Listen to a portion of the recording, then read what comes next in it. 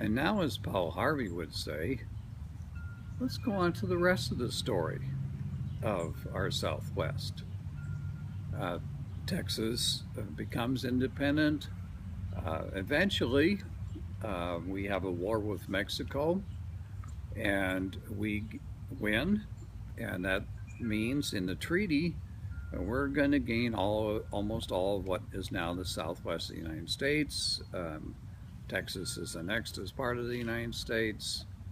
But one of the key issues during the treaty negotiations in Mexico City, from the Mexican point of view, was trying to get into the treaty a provision to protect the property rights of the Mexicans who had lived there, often for generations. Well, the Americans made sure it did not stay in that treaty. So what's going to happen after the treaty is ratified? Well, what's going to happen is those Mexicans who own any kind of substantial amount of land are going to lose it. It's going to wind up being confiscated because their land was all done under Spanish law and Mexican law, which did not meet American standards, and therefore could and would be confiscated without compensation. And so you're going to wind up with a very poor Mexican underclass as a consequence in our Southwest. That's one consequence.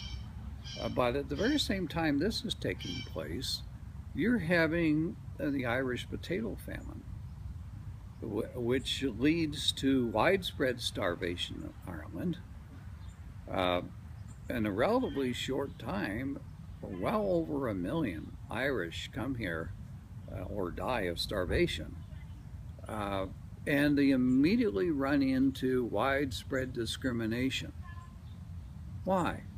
They were Catholic. And the predominant Protestant majority did not want them. Employers would say, no, Irish need not apply. Stores would have signs, neither dogs nor Irish can enter. It was widespread. Now, this was not legislation, but it led to long-lasting issues which are going to last all the way up to the 1960 presidential election of what is the place of the Catholic Church in the United States, particularly the place of Catholics in American public schools. The curriculum was Protestant. The prayers were Protestant. Catholics didn't like that, and that is the origins of your Catholic parochial schools. And why we have them is because of that discrimination.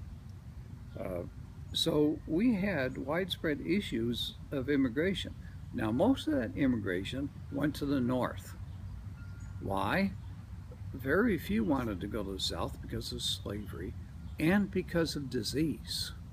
People forget there were yellow fever epidemics in places like New Orleans, which could wipe out as much as a third or a fourth of the population within months. So most immigrants are going to come north, which is going to increase the northern population, which is mostly anti-slavery, and that's going to be a major factor leading to the American Civil War.